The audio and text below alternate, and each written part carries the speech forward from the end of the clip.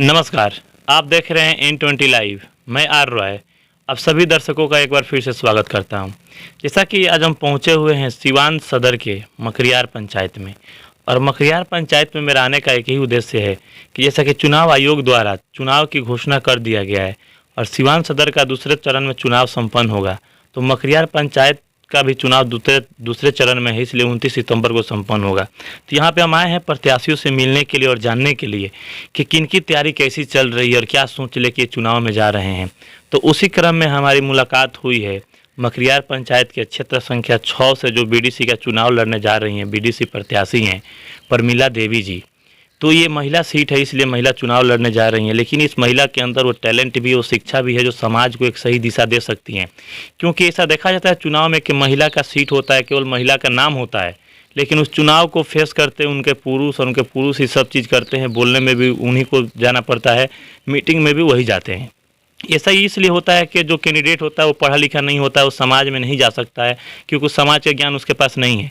लेकिन हमारे साथ जो यहाँ की कैंडिडेट जो प्रत्याशी बैठी हुई हैं परमिला देवी, ये शिक्षित भी हैं, पढ़ी लिखी भी हैं, समाज का ज्ञान भी इनको है और हर एक चीज़ से ये रूबरू भी हैं। तो आइए इनसे जानते हैं कि इनका चुनाव के जो बीडी से चुनाव लड़ने जा रही हैं, क्या सोच है इनका। स्वागत है हमारे चैनल पर आपका। नमस्ते सभी भैया और लोग को। मेरा नाम परमिला देवी है, मैं मखरियार पंचायत से हूँ। मेरा वार्ड नंबर 11 है और क्षेत्र संख्या आपका कितना पड़ता है बीडीसी का? 6। तो जैसा कि आप बीडीसी का चुनाव लड़ने जा रही हैं, ऐसे बहुत सारे लोग चुनाव इसमें लड़ रहे हैं, तो एक चीज़ देखा जाए कि तो उन सारे लोगों से ज़्यादा बेनिफिट आपको मिलने वाला है क्योंकि आप पढ़ी लिखी हैं और एक समाज को आप सही दिशा दे सकते हैं। तो क्या आपको लग रहा है कि जो आपके क्षेत्र संख्या 6 की जो जनता है पढ़े लिखे प्रत्याशी को ही वोट देगी? जी, पूरा लग रहा है हमको कि ऐसे हम लोग काम करते हैं, उसी के अलावा पर हम लोग का जनता पब्लिक बोल रही है कि हम वोट देंगे आपको। तो कुछ लोगों से आप संपर्क किए हैं, कुछ लोगों से आप मिले हैं? जी मिलते हैं, हर रोज मिलते हैं लोग। क्योंकि देखा जाए तो चुनाव जब से घोषणा हुआ है, चुनाव का सारे प्रत्याशियों का दौरा तेज हो चुका है। सभी लोगों से संपर्क कर रहे हैं और वोट मांग रहे हैं, लेकिन सबका वोट मांगने का तरीका अपना अपना है। लेकिन आपका एक अलग तरीका होगा वोट मांगने का, क्योंकि आप जो पढ़ाई की हैं, जो शिक्षा आप ली हैं, उस शिक्षा के हिसाब से आप वोट मांगिएगा जनता से, और जनता कहीं ना कहीं ये शिक्षा का मुद्दा देखेगी चुनाव में, कौन कैंडिडेट है जो मेरे लिए सही है। तो आप लोगों से जाती हैं तो लोगों का क्या फीडबैक आता है, लोग क्या बोलते हैं आपके बारे में? ऐसे बोलते हैं कि लेडीज़ हैं लोग, ये लेडीज़ में हम लोग का कोई भी काम होगा खुल के बोलेंगे तो ये खुल के दीदी हम लोग का करेंगी मदद, हम लोग इनको आगे करेंगे लोग। जैसा कि आप देख भी रहे हैं कैसे हमसे बात करें, बेहिचक, कोई डर नहीं है क्योंकि इनके अंदर वो शिक्षा है, वो टैलेंट है, ये कहीं भी बात कर सकती हैं। ऐसे ही कैंडिडेट को जनता को भी चुनना चाहिए जो उनके हक की लड़ाई लड़ सके और उनकी आवाज़ को ऊपर तक उठा सके। ऐसा ना हो कि हम महिला के नाम पे पुरुष को वोट देकर जिताएं, और ऐसा करने से नीतीश कुमार का सपना कभी पूरा नहीं होगा। जैसा कि नीतीश कुमार का जो सपना है 50% महिलाओं का आरक्षण देने का, और वो पंचायती राज चुनाव में 50% आरक्षण दिए भी हैं और उसी का फ़ायदा महिलाएं उठा रही है, चुनाव लड़ रही है। लेकिन बहुत जगह तो महिलाओं को दबाया जाता है, उनके पुरुष ही चुनाव में जाते हैं और जीतने के बाद सारा काम वही करते हैं। और ऐसे करने से महिलाएं आगे नहीं आएगी, महिलाओं का सोच आगे नहीं आएगा जब तक महिला खुद चुनाव नहीं लड़ेगी, खुद जनता के बीच में नहीं जाएगी। जनता का समस्या का समाधान जब महिला खुद नहीं करेगी तब तक नीतीश कुमार का सपना पूरा नहीं हो जाएगा। और वो सारे चीज़ें इनके अंदर है, ये हर एक चीज़ को बारीकी से रख सकती है, सरकार के समक्ष जाके जनता की समस्या को बता सकती हैं। तो आइए जो इनके पति हैं हमारे साथ वो भी मौजूद हैं, आइए उनसे जानते हैं कि उनका क्या फीडबैक रहा है अभी तक क्षेत्र में और कितना लोगों से संपर्क हो चुका है, कैसी तैयारी चल रही है। हरेंद्र चौहान इनके पति का नाम है, वो भी मौजूद है, आइए उनसे हम बात करते हैं। तो हरेंद्र जी, जैसा कि अभी आपकी पत्नी से हमारी बात हुई, इनके बातों से ऐसा लग रहा है कि हाँ, एक पढ़ा लिखा इंसान का बात करने का तरीका ही अलग होता है, कोई भी सवाल के जवाब देने में वो सक्षम है। तो आप खैर जाते होंगे जनता के समक्ष वोट मांगने के लिए, तो जनता का क्या प्रतिक्रिया होता है, जनता क्या आपको बताती है? जी, आपके माध्यम से सभी जनता को प्रणाम। हम जब भी जाते हैं तो पब्लिक के अंदर आज से नहीं, हम पहले से ही मान लीजिए पब्लिक के साथ वही रिलेशन पहले भी रखते थे, अब भी रखते हैं।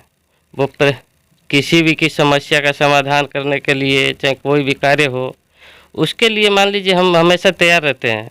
एक चीज़ देखा जाता है कि जनता जो है वोट तो देती है 6 जगह, लेकिन हिसाब लेती है 2 आदमी से, मुखिया से और वार्ड से, उसी दोनों से विकास खोजती है।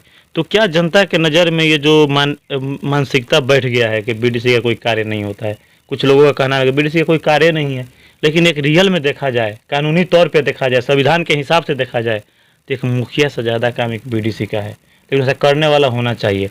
तो क्या आपको लग रहा है कि ये जो चुनाव इस बार होगा उसमें आप जनता को ये चीज़ें समझा पाइएगा? जी ज़रूर समझा पाएंगे। बीडीसी का कोई छोटा पद नहीं है। बीडीसी मान लीजिए प्रखंड स्तर का प्रत्याशी है, वही कैंडिडेट। बीडीसी का मान लीजिए प्रखंड का विकास समिति बनती है, जिसका विकास मान लीजिए आप पंचायत में अपने स्तर पर कर सकते हैं। लेकिन अपने यहाँ जो जनता वोट भी करती है तो उस समय वोट करने के समय में नहीं सोचती कि मान लीजिए हम कैसा प्रत्याशी चुन रहे हैं। जिसको मान लीजिए उसको पढ़ा लिखा नहीं है तो भी उसको मान लीजिए वोट जिता कर भेज देती है, तो फिर उससे मान लीजिए विकास की कैसी अपेक्षा कर सकते हैं। तो एक चीज़ और भी देखा जाता है, जनता के तो कमी है। जनता जितना जागरूकता मुखिया के पद के लिए दिखाती है, जितना मतलब उत्सुकता मुखिया के पद की ओर रहती है, वही उत्सुकता वही मतलब जागरूकता बीडीसी के पद के लिए भी होना चाहिए। तब जाकर उसको सही प्रत्याशी मिलेगा, सही नेता मिल पाएगा। और बीडीसी को जनता खुद एक अलग नज़र से देखती है, चलो कोई जीतेगा उससे कोई मतलब नहीं है, लेकिन रियल में देखा जाए तो मुखिया से ज़्यादा काम बीडीसी का है। तो जनता को सोचना चाहिए, जनता को अच्छा प्रत्याशी चुनना चाहिए। और इस बार के चुनाव में वैसा प्रत्याशी भी है जनता के समक्ष, जो जनता जिसको चुने। तो क्या आपको लग रहा है कि जो चुनाव अभी होगा तो उसमें जनता एक पढ़े लिखे प्रतिनिधि को ही वोट करेगी? जी हाँ, अब जनता भी जागरूक हो चुकी है, क्योंकि उनको मान लीजिए बार बार एक ही चीज़ देखने को मिल रहा है कि भाई हम वोट दे देते हैं, उसके बाद हमको देखने वाला कोई भी नहीं मिलता। ना कोई विकास होता है ना कोई बात, बस वोट दिए उसके बाद उनका कोई लेना देना नहीं है। तो इस बार मान लीजिए तंग आ चुकी है पब्लिक भी। अब उनको मान लीजिए जागरूकता हो रही है कि भाई हम ऐसे प्रतिनिधि को चुने जो मान लीजिए पढ़ा लिखा हो, आगे मान लीजिए अपने हक को जानने वाला हो, उधर से हक को मान लीजिए अपने जनता तक पहुंचाने वाला हो। सही बात है, जनता तो समझदार हो चुकी है। तो अंत में हमारे चैनल के माध्यम से जो मकरियार पंचायत के क्षेत्र संख्या 6 की जो जनता है उनसे क्या अपील कीजिएगा? जी, मैं अपनी जनता जनार्दन से ये अपील करना चाहूँगा कि इस बार आप वोट कीजिए तो अपना सभी सोच समझ कर मान लीजिए जो सबसे अच्छा प्रतिनिधि हो, पढ़ा लिखा हो, उसके मान लीजिए सब चीज़ का टैलेंट हो, आपके अंदर हमेशा रहा हो, उसे ही मान लीजिए प्रखंड स्तर पर पंचायत समिति का सदस्य बनाकर भेजें। तो जैसा कि अभी हम मौजूद हैं मकरियार पंचायत के क्षेत्र संख्या 6 में, और यहाँ से बीडीसी की एक प्रत्याशी हैं परमिला देवी, उनके पति हरेंद्र चौहान भी हमारे साथ मौजूद थे। इनका साफ का नाम है कि मैं शुरू से जो लोगों के बीच में रहा हूँ, लोगों के बीच अपना संपर्क बनाया हूँ, उसका फ़ायदा हमको चुनाव में मिलेगा। और जनता ये समझदार हो चुकी है, जनता जागरूक हो चुकी है, और जनता इस बार के चुनाव में ये साबित करेगी कि उसका पंचायत का सोच भी बदल चुका है और जनता पढ़ी लिखी भी हो चुकी है। क्योंकि जनता के समक्ष दोनों ऑप्शन है, एक तरफ पढ़ा लिखा कैंडिडेट भी खड़ा हुआ है तो एक तरफ अशिक्षित कैंडिडेट भी उठा हुआ है। तो जनता को ये साबित करना है कि पंचायत में शिक्षा बढ़ावा मिलता है कि नहीं मिलता है। आप ऐसे ही खबरों को देखने के लिए आप बने रहिए N20 लाइव पे।